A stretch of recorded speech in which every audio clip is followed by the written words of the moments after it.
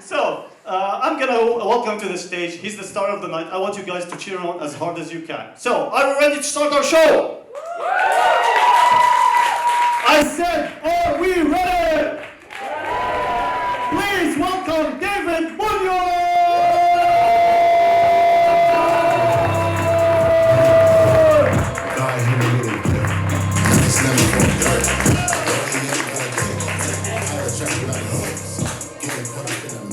Wow, thank you very much. That was a great applause. One of the best ones I've ever gotten. Thank you so much. Give him an applause for fuck's sake. We're going to have to work on the crowd interaction, I see. Okay, fair enough. But before we begin, actually, I would like to say, first off, thank you so much for coming, okay? You made us. Yeah, well, you are not cheap, so you better laugh. Now, the point is, though, also a little bit of other information before I forget, because I know me, I'm the kind of person, I'll get really nervous, I'll get into it, I'll start telling my stories, and I'll forget everything else. And at the end of the show, I'm just going to go, thank you, and then walk off without saying anything else, all right? Just ask anyone I've had sex with. They'll tell you the same thing. It's what I do. It's my MO, all right? So, at the end, though, they're like, well, at least he said thank you. He is quite polite for a one-night stand. Now, a little bit about myself. Some of you applauded the fact that you don't know me. You've never seen me perform. How is that possible? So, my name is David. Hi. All right. It's David Munoz. I'm from Australia. That's Munoz in the sense of that's the Australian anglicised pronunciation. David Munoz. Now, my parents are Spanish, all right? I have a Spanish background. So when you say my name in Spanish, it's actually David Munoz Ferrando. All right? It comes with a little leg loop. It's just automatic. The moment I was born, what is his name? David Munoz Ferrando. Hello. But in Australia, it's just David Munoz. How's it going? Now, I lived in Australia for, 34 years. And then, in 2013, I decided I'm going to go to Russia.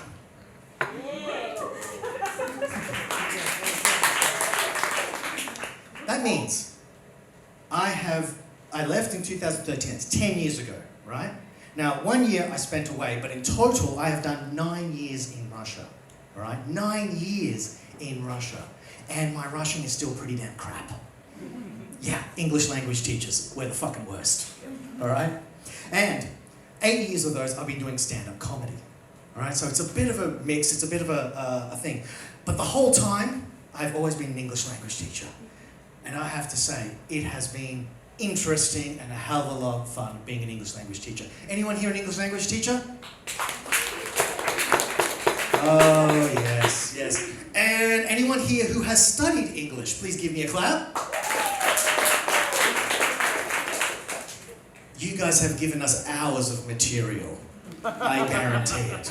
All right? To give you an idea, a common mistake, okay? Now, in Russian, I understand you have these reflexive verbs, right? Like, меня нравится, right? I like to me, right? Not just I like something, but I like it to me, right? You also have other ones, like feel, all right? You feel to yourself, which is very interesting, because one day I was having a class, only one student showed up, everybody else missed the lesson. She comes into the room and she said, David, is it just you and me? I said, yeah, it's just going to be us today. She goes, oh, I feel myself with great pleasure when I'm alone with you.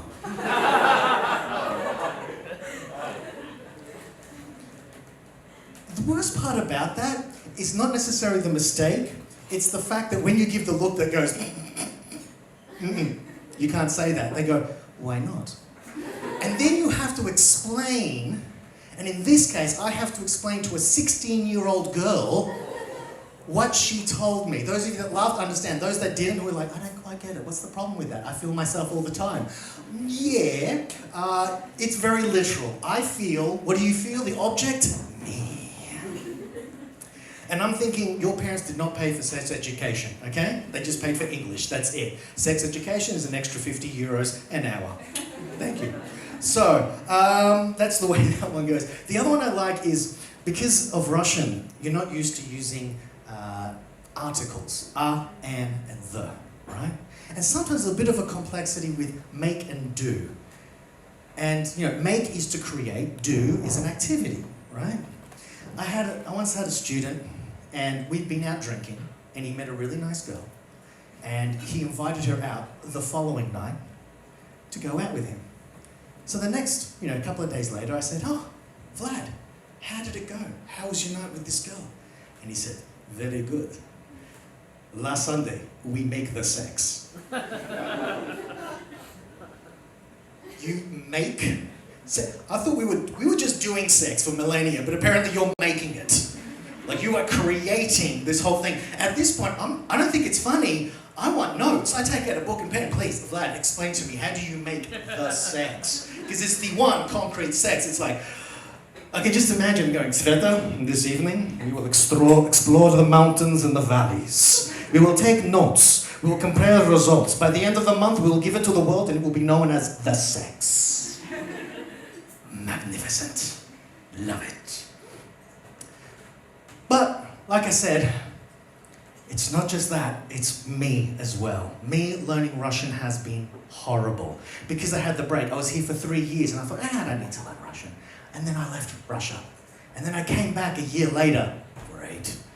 And then also I was like, right, yeah, but it's only temporary because, I'm seeing this girl. If we get married, then we're going to leave and everything. And then COVID happened. Yay! At this point, I'm like, you know what? I really got to start learning Russian because I have been here for like 7 years. So I started trying to learn Russian and oh my God, it is so difficult. Your language is like Sudoku with words. With the case endings, you change one ending here, you change these 2, 3 random letters. You know what? Actually, what I'm going to do is I'm just going to take these words and cha-cha, a sentence. Reading something is so complex and convoluted. Once I was there with my girlfriend and we went to St. Petersburg and there was this beautiful mural and it had a dove and it had this olive branch in its mouth and it was above the world. And above it, it had written, "Miru Mir." I was like, oh, okie dokie. The U is a case ending, correct? She said, very good, yes. So really, it's mir, right? She goes, yes. Why are there 2 mirs? She goes, because each one has a different meaning. I said, okay, can you please explain? She goes, well, yes, one of them is peace, hence the dove and the branch, all right? And the other one, and mir, is also the world. And I thought, oh my God, that is so beautiful. In Russian, the word for peace and the world are the same. That is just, that's beautiful. That's lovely. And then I thought, well, hang on, what about the sentence? For example, "Я, I, хочу, want, мир." "Я хочу мир." What is, do you want peace or do you want the whole damn world? And she looked at me and she said, in Russia, it is the same. I don't know. I don't know if I was dating Gandhi or Hitler at this point, but it was fucking hot and I married her, so, it worked. All right, I was like, yeah. So I married this beautiful woman with a wicked sense of humor. And last birthday, my mother-in-law wished me a happy birthday, right? And she knew I was learning Russian, so she just sent it to me in Russian. Now, she's an English language teacher. She knows English very well, but no, she sends it to me in Russian, this paragraph. Almost like it's an essay for your birthday. Happy birthday, figure that out. I'll give you a grade at the end. All right. So I'm reading this, right? I'm having a look, and I'm like, right. I grab a rum and cola, okay. 3 rum and colas, and 30 minutes later, I'm still trying to decipher because of the whole fucking Sudoku damn sentence thing. I'm like, I'm freaking out, I'm stressing. I finally use Google Translate, fuck it. Oh, right, that's what she was saying after all, okay. So apparently she was saying, happy birthday. I wish that all your dreams come true, all of your hopes, that you have a life filled with fulfillment, inspiration, and opportunities. It was beautiful. It was a whole paragraph of this. It was wonderful. It was the typical Russian toast that goes for half an hour. It was great. So I wanted to respond to her, but I didn't want to cheat. I wanted to at least use some of my Russian, right? So I wanted to tell her that I hoped the same for her. So I was like, okay, easy, easy. Я хочу. Got it. The same thing. Тоже. Yeah. And you. Тебя. Я хочу тоже тебя. Take one. Good. Take two. Good. Goes blue. Okay.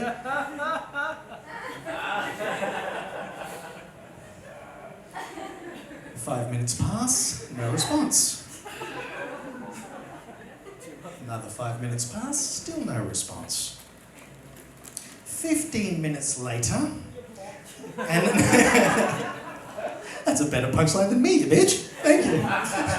No, actually, she finally responds. I could see the typing, and I'm like, oh, thank God. Maybe she was just busy. Maybe she was just busy. And she wrote, do not stop.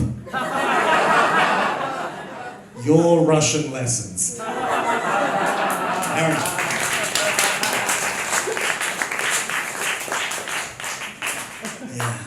The best thing is that my wife came home and she just looked at me shaking her head going, you idiot. I think those 15 minutes was just them laughing at me. Did you see what he wrote? Oh my God, I cannot believe it. What a Is he really taking Russian lessons? I don't know. He spends an hour and a half talking to someone on a computer. Fuck if I know. So, now the other interesting thing is, all my students have always asked me the same question.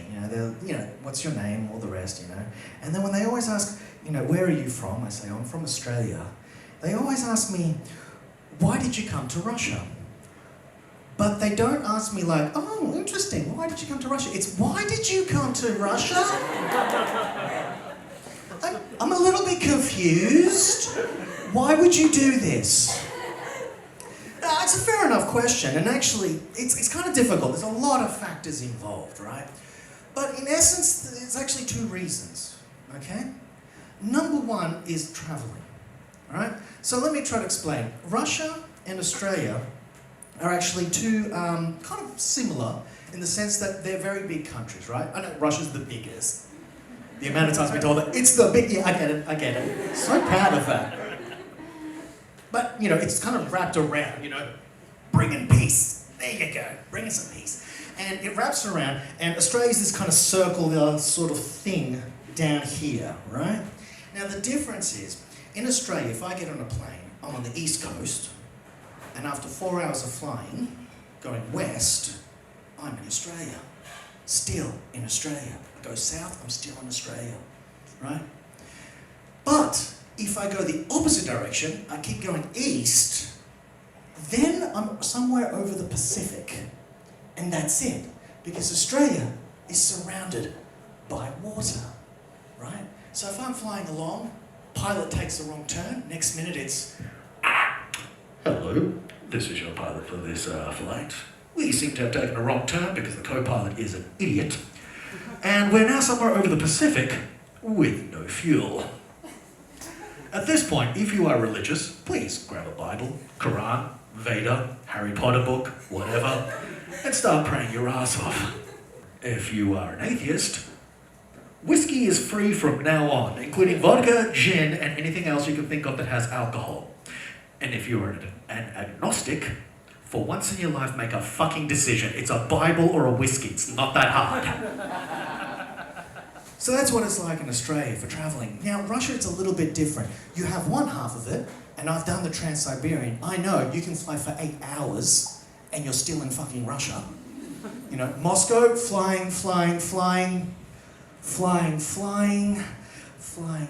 Where are we? Irkutsk. Oh, are we there? We're halfway. Oh my God. All right? And, but the other thing is when you go in the opposite direction, though, you have Europe, you have other countries. If you go south, you have Georgia, you have other places. You can travel to other countries. Well, you could travel to other countries. At this point, you can pretty much go to Belarus. Woo, Belarus. It's like Russia 10 years ago, or 5 years in the future. I don't know. So, at this point, I'm So, but the things I took advantage of, my first couple of days, I was traveling, it was like, I'm in Spain, I'm in France, everything is so close, like, you know, Russia and Australia, it's so huge, you can travel nothing. But over there, it's tiny little countries, like a jigsaw puzzle. It's like, I'm in Spain, I'm in France, I'm in Spain, I'm in France, I'm in Italy, I'm in Poland, I'm in, oh shit.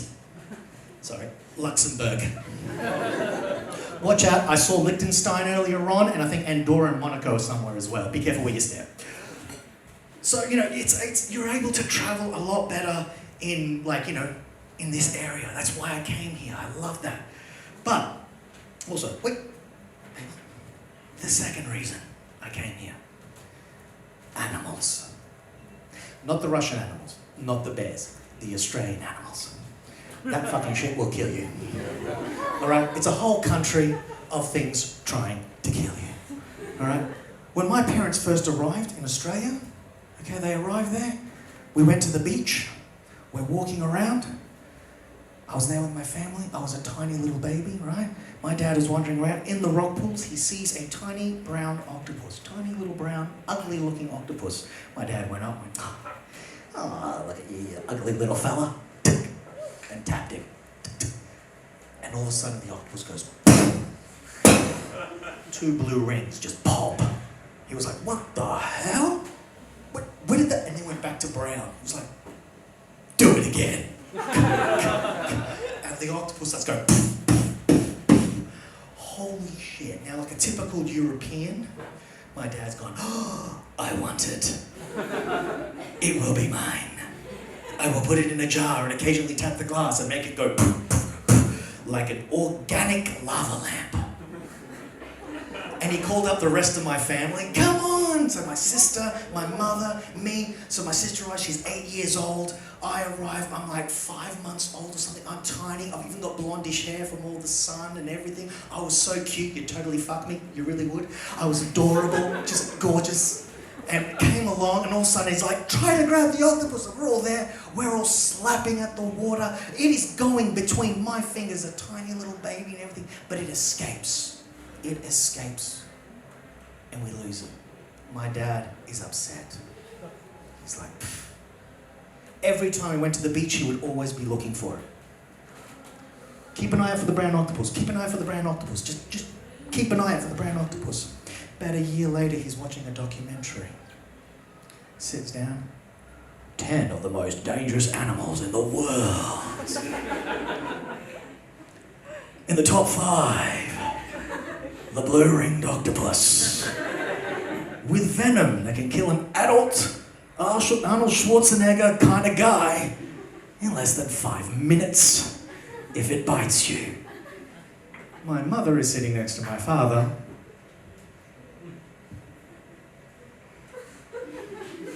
Paco, el pulpo, Paco, el pulpo. My dad's like, because he's the man of the house. No, don't talk to me like that, woman. And he's like, He stood up. He walked in the bathroom. Oh my God, I almost killed my entire family. Holy shit. This is the example my father gave to me when I was growing up. He said, David, there's a simple rule in Australia. If you don't know what that animal is, do not touch it. And if you know what that animal is, you know why you don't touch it.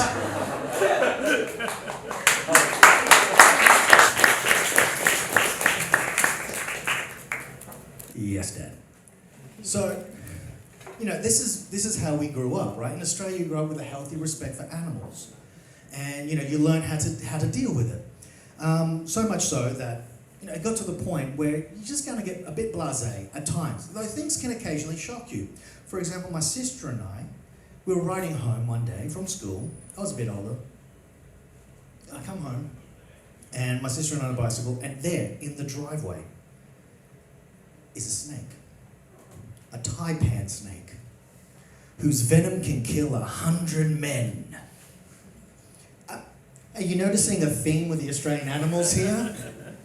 So all of a sudden we pull up and we're like, ooh, shit, because it's in direct path. We can't go around it. It's blocking the driveway. And we're like, shit.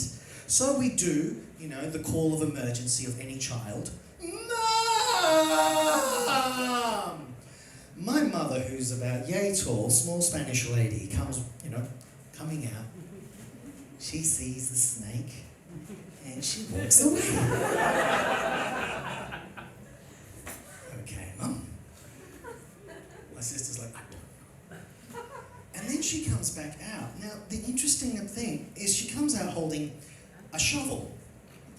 And I'm wondering, what is she going to do with that shovel? I'm just kind of picturing that my mother is going to arrive and be like, okay, so,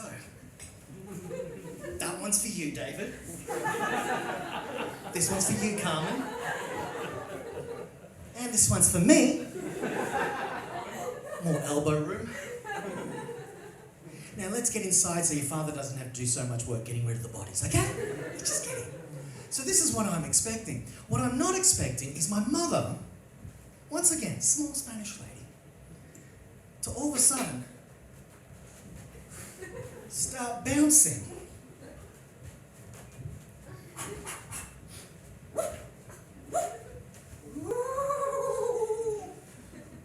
I had been a little bit obsessed with Bruce Lee films up to that point, and I'd been watching them a lot at home, and I think my mother had been watching over my shoulder while she did the housework.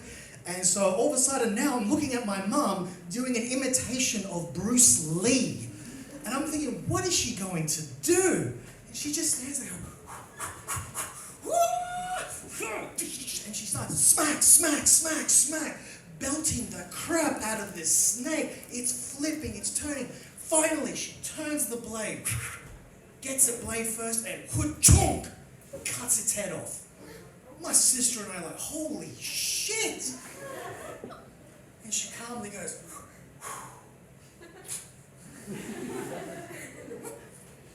grabs the head, grabs the body. I don't know why she split them. Terminator 2 hadn't come out yet. But at the same time, I also understand my mum's thinking. She's like, it's Australia, you never fucking know. That shit could come back to haunt us, And then really calmly, she just looks over and she goes, I made banana and peanut butter sandwiches. They're on the kitchen table. Come on, let's go.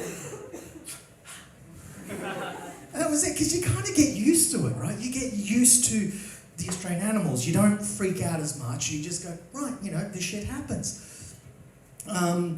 But still, there are times, like, I know some of you thinking right now, but David, that's a snake, that's an octopus, blue ring. These are dangerous, poisonous animals. You also have a lot of really cute ones like kangaroos and quokkas and possums and koalas. Bastards, pricks, cunts, assholes, all of them. All right? Basic fact, all right? To give you an idea, during the summers, my family and I used to take Christmas holidays. Summer, Christmas, it's the bomb. Really, try it. It's where you can celebrate Santa Claus while having white wine in the sun. It's fantastic. So, we used to go to a national park, and we used to take a family camping trip a lot of times when I was quite young. And one day, I'm in the picnic area. I'm eating a chorizo sandwich. Do you know what chorizo is? Yes. It is delicious Spanish sausage. The thing is, this is back in like 1987 or so. There is no chorizo in all of Australia. Does not exist, not yet. And instead, my parents had to make it themselves from scratch. 2 times a year, they would spend like a week making this stuff and make a huge batch, which had to last us for months, right? So this was a special occasion. It's Christmas. Literally fucking Christmas. And I have my chorizo sandwich. It's the best time. And to top it off, this kangaroo comes along right next to me and stands right there. And I'm like, no fucking way. It's a kangaroo. And the kangaroo even talks to me. I'm like, oh, this is so cool. Best Christmas ever. kangaroo goes, excuse me, my sandwich. And the kangaroo, no, you're a kangaroo. You're a vegetarian. This is a sausage sandwich. Get lost. Not the best Christmas ever. And then this kangaroo just jumps on me and starts wailing into me. I'm like, what the? Yeah. So I start fighting, you know, little kids. And the kangaroo is pretty much fighting like a little kid too. The two of us are like... The only difference is a kangaroo can flip his head backwards, so everything that I'm throwing at him is missing. It's getting me. So I finally get frustrated. I decide to go for a big haymaker, and the little prick sidesteps me. Just, ha ha ha! Then he puts me in a headlock and starts pouring at me. So I'm there going,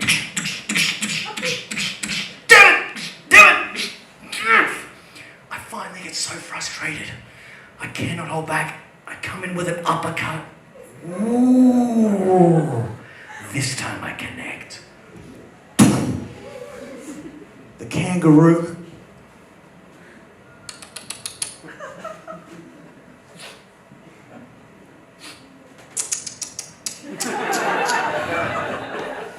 Oh shit.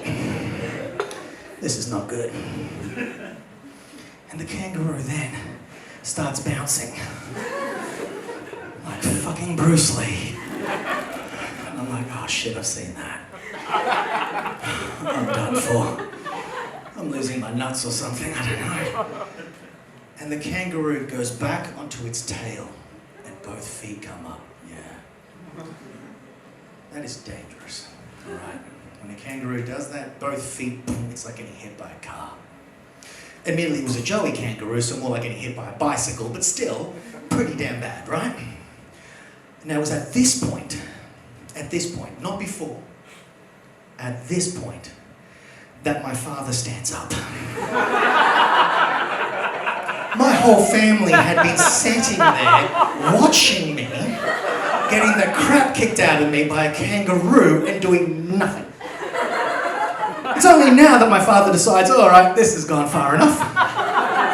Gets, vete la mierda, cabrón. And the kangaroo just bounces away. And I'm there going, why the hell didn't you get involved earlier? And my mother, my saint of a mother who defended me from a snake, who protected me, protected my life, is there going,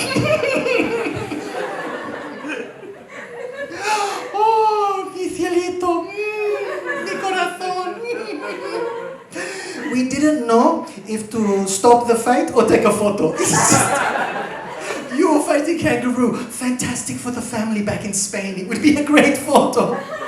And I'm like, okay, all right. Did you get a good photo? Maybe with me giving the uppercut, you know, the Rocky Balboa shot? And my mother goes, no, we forgot the camera.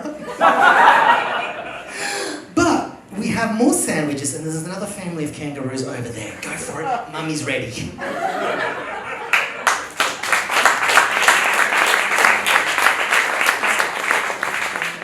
Yeah, fucking animals in Australia. You know, the Bible was written in the Middle East, right? Jesus goes into the desert. When he comes back, he's all free, love, peace, and mung beans. All right? Because there's nothing to do in that desert. All right? 1 or 2 scorpions at best. But if he had gone into the Australian outback, if the Bible had been written in Australia, he would have come out with a kangaroo skin, crocodile skin boots, and a cobra, crocodile teeth, a giant knife, and he'd be known as Jesus Dundee. And the book would be called Bible, Hunger Games Edition. Survival of the Fittest, edited by Charles Darwin. I'm telling you. So, when people ask me, reason number 2, why did you come to Russia?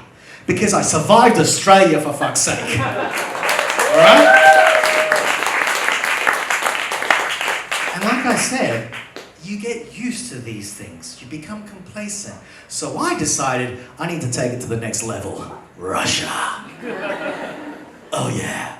Next level up. So that's why I came to this country, right? I decided, yep, that's going to be it. And I got to say, it has been an interesting learning curve, all right? I've been here for 9 years in total, all right, since 2013. And each time there's new things that happen that just surprise me, all right? One thing, for example, when I first arrived, okay, for example, can please give me a clap if you are Russian, but you were not born and bred here in Moscow. Okay, very good. Where are you from? I was born in Tbilisi. Tbilisi. Oh, okay, so outside of Russia. All right. Sorry, let me be more specific. Please clap if you were born in Russia, but not Moscow. And you didn't go. Okay, good. Okay, where are you from? Yes? Yes. Yes. What part of Russia are you from? Rostov region. Rostov region. All right, we got another Rostov person. Yeah! Yeah, okay, good. Who else over here? Someone clapped? Yes? Moscow region. Oh, Moscow region, is that side? Yeah? Saratov? Okay, very good. Anywhere else? St. Petersburg, what was that? Nizhny Novgorod, yeah! Alright, so if you were Russian and you were hearing these place names, you're like, oh, I know that one. Oh, I have a cousin who lives there. Oh, that's the place where I once went and visited. All I heard was Siberia, Siberia, Siberia, Siberia, Siberia. Because this is how foreigners think of Russia. Alright? It's not your fault, it's us. We have no clue. For us, it's basically, here is St. Petersburg, here is Moscow, here is Sochi, there is Putin's little dacha, here is Vladivostok, and this is Siberia. That's what we know, that's what we think. I'm really sorry, but it's true. And this place is either filled with tundra, it's filled with forests, and there are either prisoners with brutal men, or red rooms where sexy spies are trained. Huzzah! Like Scarlett Johansson or some shit. And when you meet someone from Siberia, you think, okay, either it's going to be somebody who's brutal, or some guy who's brutal is going to smash your head against a rock, or two, it's a le femme fatale who's going to make the sex with you. You know? Either way, it'll be interesting. It'll be fun. So, you know, that's one of the stereotypes, unfortunately, that we do have. The other one is, of course, bears and vodka. Bears and vodka. I have not seen a single bear here. 9 years, not a single. I've seen more kangaroos in Australia, and they're not easy to find either, but no bears. And vodka, please. I barely meet Russians who actually like vodka. Most of you are drinking like cognac and whiskey and shit. All right? No. I found the two stereotypes of Russia for me are the double Ds. Not those double Ds. Dill and Dachas. For those of you who are wondering, what is dill? Ukrop. It's not fucking everything. You guys just go mental with that stuff. You know, it's what I found really interesting is like, if you want to know how long someone has been in this country, it's very easy. You just ask them, do you like dill? If they give you the response, it's interesting. I wouldn't normally put it on pizza, but it definitely, it adds a different flavour, for sure, yeah. They've been here for about a year and a half maybe, alright, so they've been here for a little bit, they're not really in there. If you have the person go, why the hell is it on frickin' sushi? For the love of God, on everything, potatoes, chicken, the whole damn, why do you do this? That person has been here for about 2 years, 3 years, maybe 4. If the person says, dill, it's fine, I like it. Dill is life. They've been here for more than 5 years, all right? And if you see someone, for example, with a bowl of vanilla ice cream go, can I get some dill on that? They married a Russian, all right? Deal do you have? A truck? Yeah, back it up. Just bring it. To give you an idea, I was once invited to a girl's house because she wanted to make me dinner, right? A typical Russian sort of dinner, all the different stuff, the salads and things. I was like, okay, great. And when I got there, one of the meals I got was just a piece of chicken, like half a chicken, right? half a chicken, and a mountain of dill. It was the Everest of dill. Luckily, thank God, she hadn't put it on the chicken. She left that at least up to me. So I'm sitting there and I'm eating the chicken, and it's a nice chicken, and I'm eating it. Eventually she's like, oh, are you one of those people that, like, you know, eats one thing first, then the next, and then you don't mix it together? And I'm like, no, I usually mix together, because I'm thinking I'm not a fan of dill, so I'm just not adding the dill, but no, I mix it. Why? She goes, don't you like potatoes then? And I'm like, what potato? I grab the knife, I knock over Mount Everest, and I see 3 baby potatoes are underneath it. They've been there the whole damn time. And I'm like, oh! No, I was saving those. They look delicious, yeah. And then I ate one, and all I could taste was freaking dill. It was the only thing I could taste. Now, the other time also I came across an interesting thing with dill, because it's delicious. Delightful, isn't it? Was my then girlfriend, now wife, and I, we did the Trans-Siberian. We took the train from Moscow all the way to Vladivostok. We stopped in various places. And one of the places we stopped was in Khabarovsk, right? Has anyone been to Khabarovsk? Yeah! It's a nice place, I liked it. I quite liked it. And while we were there though, one thing, here in Moscow, everyone is very serious-faced. In Khabarovsk, I found people to be a little bit lighter, and the men smiling. And I thought, this is very strange. What is with this place? And I don't know if it's related, but I was going through the supermarket, and there was next to the cashiers, I saw ukrop-flavoured preservatives. I then looked at the smiling men and went, okay, I don't know if this is a connection, but they're very happy. All right, very good. So, you know, that was just one of the things. Now, the other one I said, the other D is the Dachas. Oh, you people love your Dacha type, don't you? Especially here in Moscow. You love your Dacha. You know someone who is Dacha obsessed. All they do is talk about their Dacha. All right? Even during winter, they'll tell you about what they're going to do with their Dacha in summer. They will not shut up about their Dacha. So you're sitting there. And the thing is, when it finally comes to summer, they're always at their Dacha. You can't make plans with them. Let's go to the cinema this Saturday. Oh no, I'm going to be at my Dacha.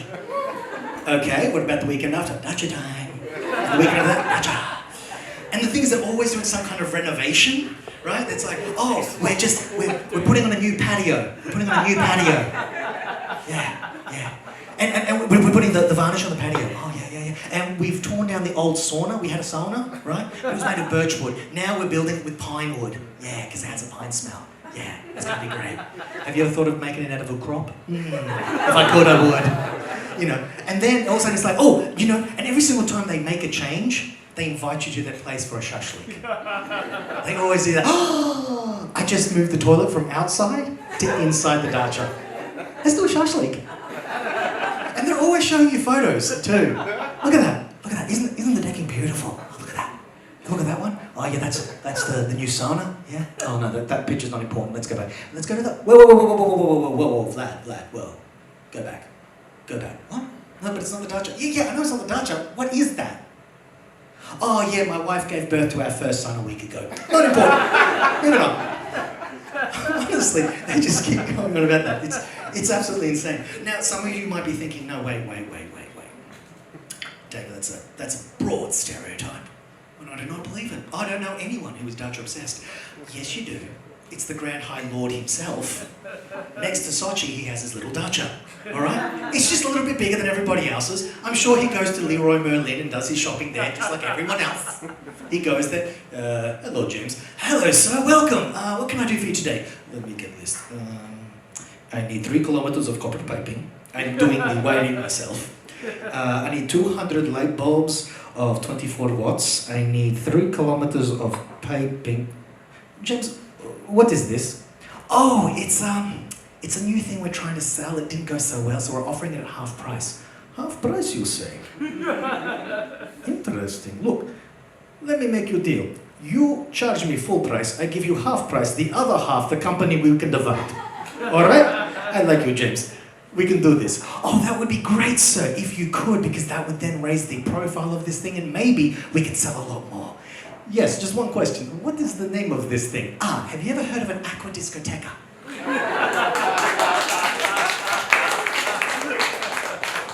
All the rage this summer.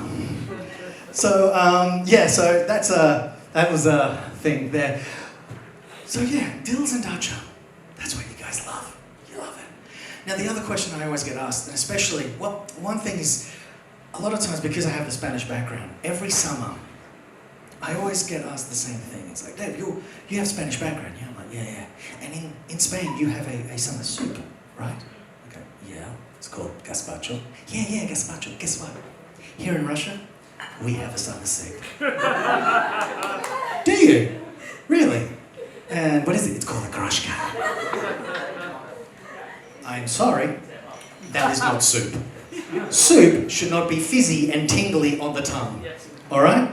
It should not involve a soft drink, all right? My opinion is there was a guy called Ivan, he was having a salad, a lovely green salad, he was drinking his kvass, and he just accidentally spilled it. And before the rest of his friends could make fun of him and go, ha ha, he went, no, this is a recipe as Mama used to make it. This is normal. The guy next to him eating an egg, whoops! Yes, good, add egg. That's very good. Let's eat this. This is delicious. Jesus Christ. And that's it. And I'm like, yeah, I don't add Coke to a salad and call it a French soup. But the thing is, I'm like, yeah, I'm not a big fan of it. And people go, oh, but have you tried it with kefir? That does not make it any better. And secondly, kefir, what the hell is that? Is it someone wanted to make yogurt and then just gave up halfway? It's not thick enough to use a spoon, but it's not runny enough that it doesn't get stuck in the throat. Just what I want. The other one that also confused me as well is the other one that was given to me was khaladiets. Yeah. Jellied meat should not be suspended in a gelatin form. That is really bizarre. And I'm wondering if Ivan, once again, the same thing, like, his wife was like, Ivan, I'm very tired, I am pregnant, I cannot move, it's just, can you make dinner? No problems, I will make beautiful stew. Beautiful stew, very meaty stew, you're gonna love it. And he made it for her and everything. But, she was pregnant, she got tired, she passed out. Fair enough. He was like, oh, that's okay. So he put it outside to cool in winter, and he went to sleep. Next morning, she wakes up, Ivan, you're full, you left it outside. What? It's all frozen. No, this is Mama's recipe. You were supposed to have it like this. Oh, really, Ivan? Then show me how you eat it. Yeah.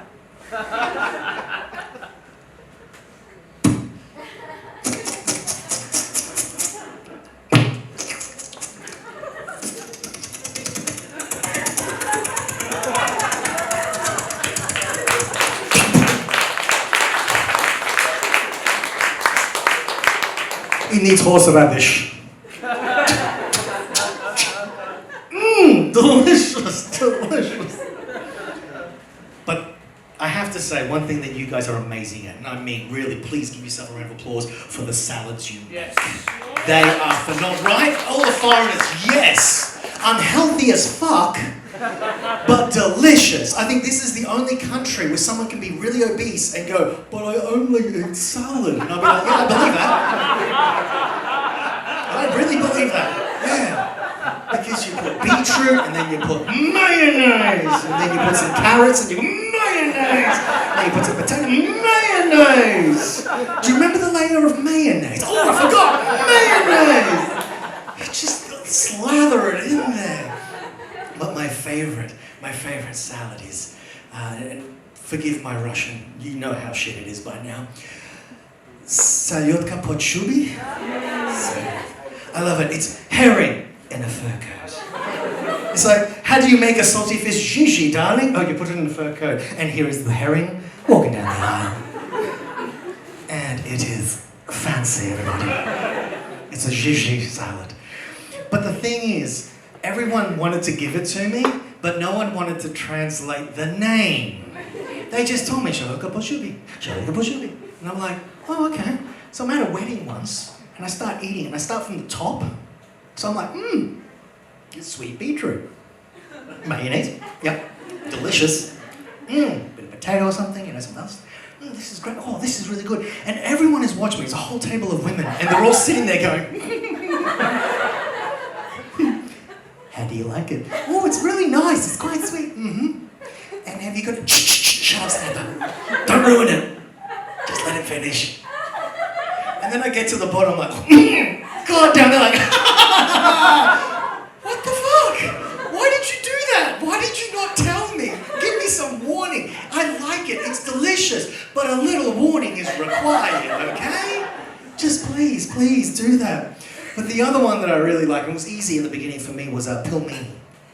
Pilmeni was nice. And when I first arrived, it was the only thing I could kind of recognize in the shop, because it kind of looked like ravioli or dumplings or something. So I thought, all right, so I cooked a lot of pilmeni. But the thing is, I don't know the traditional way of making it, so I did it my way. Bit of an Australian, Spanish, Mediterranean style sort of thing. And I once wanted to impress a girl, right? She invited me to her dacha. So we went to her dacha, and I said, and I brought some stuff with me, and I'm like, I'm going to cook pilmeni for you. She was like, you are going to cook pilmeni for me? Oh, so sweet of you. And I was like, yeah, okay. So I grab it, I start boiling the pilmeni, right? While that's boiling, I get a frying pan, bit of olive oil, all right? Diced up onions, garlic, cute little things of bacon. All right, start frying it. No, dill, thank you very much. There are other herbs. So I'm cooking. I'll get to them in a second. So I'm there cooking them away. I then, because the pilmeni has been kind of like parboiled, I've also added some oil in this so they don't stick, and I kind of, drain them off, and I add them to the frying pan, and I start cooking it all together, right? Then I finally take it, I put it in a bowl, and this is where I add, now please, if you need paper and pen, oregano, thyme, rosemary, okay? There are other herbs. Take note. And I add these to it, and then I grab mozzarella cheese, I grate it on top, and I grab some sun-dried tomatoes, just a little bit, cut them up and add them. It's not too many more. Exactly. It's better. But the look she gave me, and the voice, all of a sudden went from, thank you, to, this is not how you make pilmeni. The fuck? I was like, sorry, you have disgraced my family. You have disgraced Russia.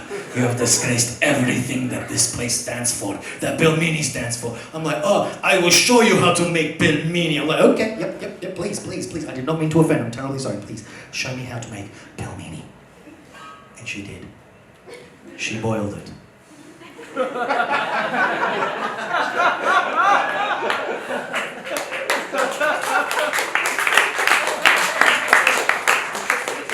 After a few minutes, she finally grabs a spatula and she starts going, and she starts scraping the bottom of the thing and starts going, and I'm like, holy shit, and this mud is coming out of her mouth. I'm like, Jesus Christ. I'm like, honey, we can add a little bit of olive oil or something so it doesn't stick. She's like, no, this is how you make pilmeni. You must show it to his boss. Otherwise he will not respect you. I'm like, what the fuck? All right. She finally grabs it out, strains it, all this broken pieces of pilmeni. Mine were immaculate. She dumps it in a bowl. And I'm like, is that it? She walks over to the fridge, takes out a tub, smetana. Bon appetit. And I was like, can I get something? And I made the mistake, yes, I know what you're thinking. I said, can I get some herbs or something? Oh my Lord. What I did not expect, because apparently it's her dacha, and at the back she has these little, they look like little trees. She walks out with a hatchet, just grabs one, cuts it off, just the whole lot of it, thunk. Now with ukrop. Priятного аппетита.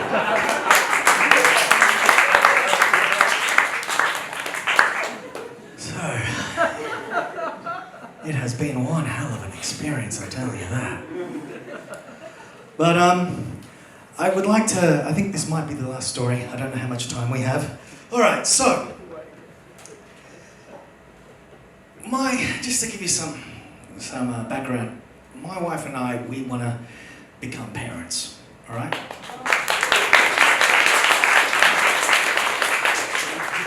I mean, there were the two options, either lose weight or keep the dad bod and become a dad. I said, easy to be a dad. I'm not giving up my diet. Fuck that. I like my food.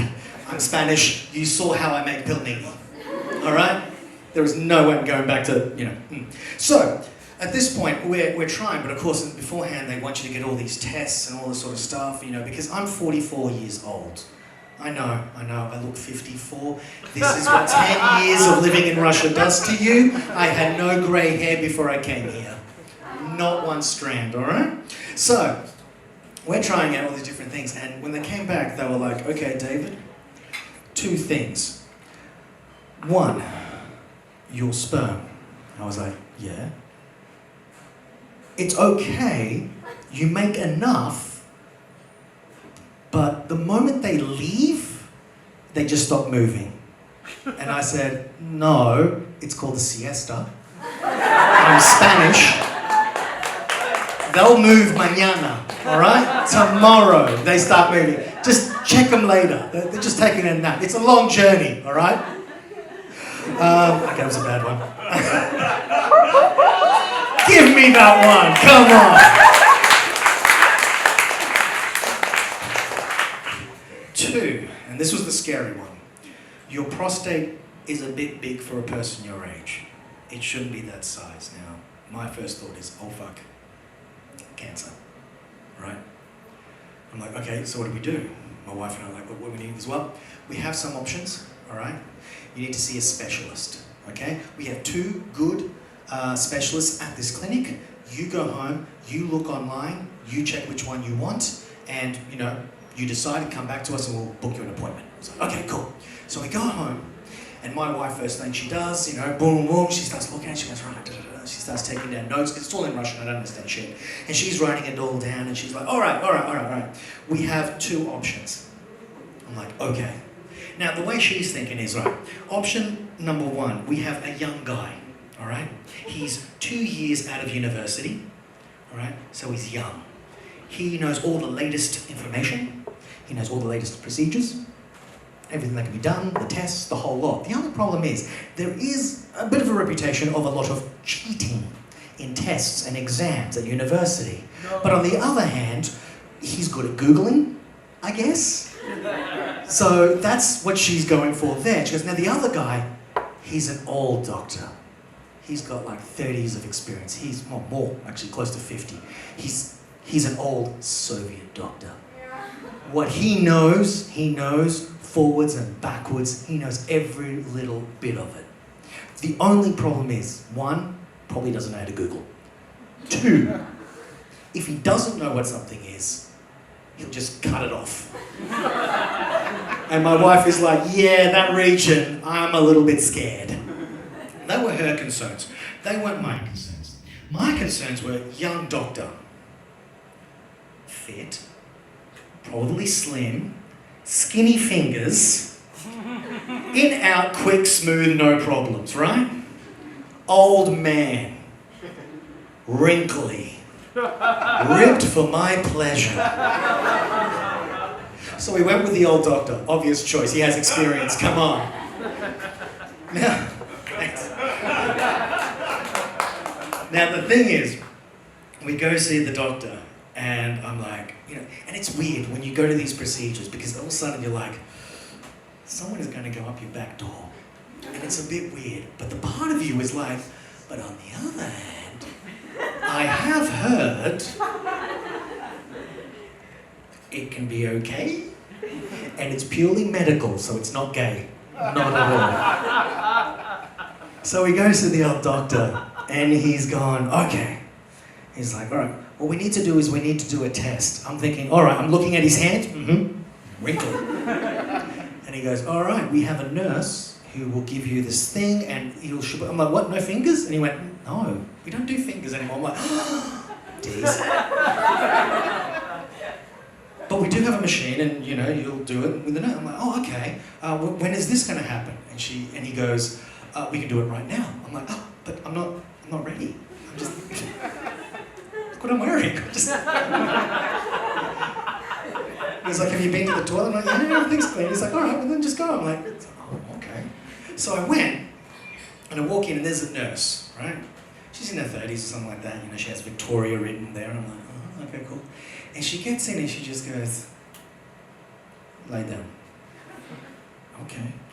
I lie down. She's like, roll, pull down your pants. And I'm like, okay. Roll, pull down the pants. And I look over and there she is, and she's got this thing that looks like a dildo out of an anime. It's kind of long and then it just goes, boom. And I'm like, oh, that's a lot of head. And there she is, she puts like a condom sleeve thing on it, and she starts adding lube.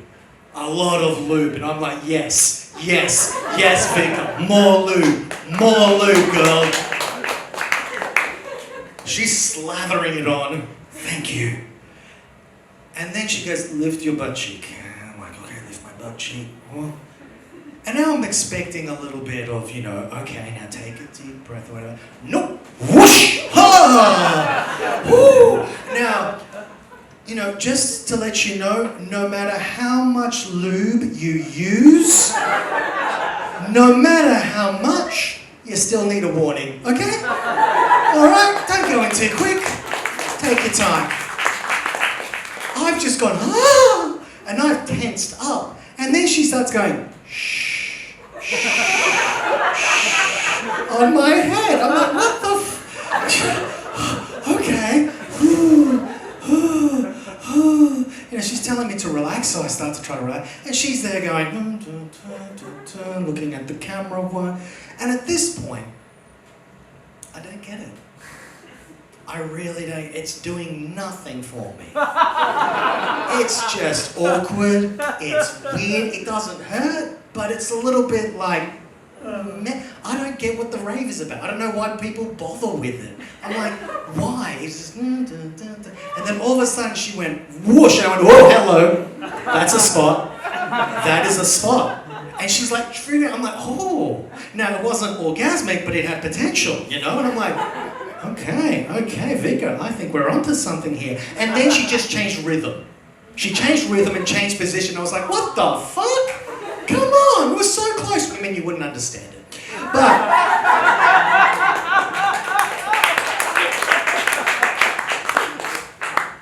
you don't know what it's like when someone is in the right position, going at the right rhythm, and then they just switch for whatever God knows. But it's not fucking fair. But it's a medical procedure, so I can't say, oi, go back to that. No, let's do a bit more of that, Vika. Come and hold my hand and take me to the moon, sweetheart. Let's go. I can't do that. So at this point, you know, all I have to do is just lie there and hope she does it again. There's a part of you, any guy who says, oh no, bullshit, you're sitting there going, please, whoosh me, one more time, another whoosh. And I don't know if maybe it was because she needed a different angle, or maybe she just had the generosity of her heart, but she whooshed me a little bit more at the end, whoosh, I'm like, yeah, and then she just pulled out, because she was fucking done.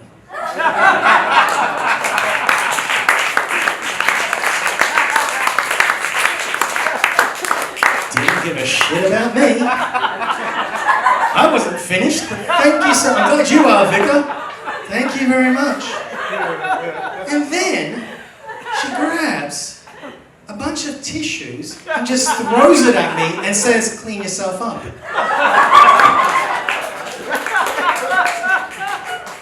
Holy shit, I never felt so used and abused in all my life. It was fucking hot. But at this point, I then look over at my wife. Oh yeah, she's been there the whole time because she's my translator. She had to sit there the whole time and watch me getting fisted or dildoed, whatever, from behind. And I mean, from her position, she's got like the Kubrick shot, you know? It's like Space Odyssey, 2001, or The Shining. She's been watching the whole damn thing, the poor girl. And all of a sudden I look over and I'm like, it was beautiful. purely medical. It was nothing like that. I don't know this woman. It was nothing. But the thing is, now at this point, Vika is looking at the screen and she's taking those photos that she's going to give to the doctor. So she's going through the video. And I don't know Russian, but I do know facial expressions. And I'm waiting, because if she goes, ooh, I'm like, fuck, that's cancer. If she looks at it and goes, что? I'm like, oh great, new disease. I'm going to be famous. What I did not expect was for her to look at it and go, oh. That only works is if I'm a pregnant lady. And I'm pretty sure I'm not pregnant.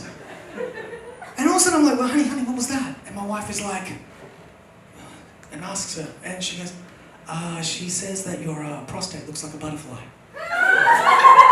Sorry, what? She says it looks like a butterfly. I'm like, what the are you shitting me? She goes, holy fuck, it looks like a butterfly. And I'm like, well, is that bad? No, it's not bad. Okay, is it a good thing then? No, it's not a good thing. Then what the hell is it? What is it? Adorable. Thank you. So we pack ourselves up. We go to see the final doctor, who's going to give his diagnosis. He looks at it. He goes, oh. And then he goes, yeah, no problem. This is easily treatable. A couple of medicines and some stuff. It's going to be totally fine. And I'm like, right. So my wife is translating what I need to do. You know, a pill every single night, right? And every single night, he needs to put a candle up his ass. Sorry, what? And my wife says, yeah, you need to put a candle up your ass. I can't. No, you've translated that wrong. It's not the right word. Trust me. Try it again. Nope, definitely candle. All right, Google Translate. Candle. No, reverso. Let's use reverso. Fuck it. We're using reverso. It takes us like 2 minutes, 2 whole full minutes to realize that in Russian, the word for candle and suppository are the same. The freaking Sudoku of words. So I'm sitting there like, for 2 minutes, I'm freaking the fuck out. Because all I'm picturing is that every second night, my wife is gonna go, all right, David, assume the position.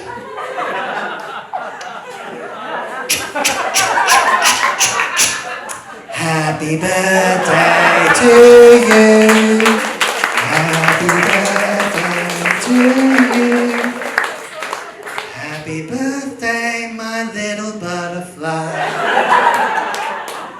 Happy birthday to you. Do you want me to blow it out or do you want to do it yourself? So, thank you very much for listening. Thank you for coming.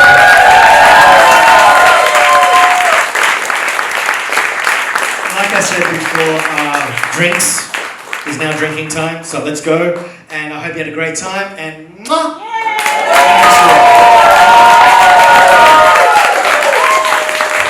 David Munoz, your applause! Awesome, thank you so much. So, guys, thank you so much for being here. Give yourselves a round of applause. Give David a round of applause. You've been awesome. I hope to see you again. See ya. Good night.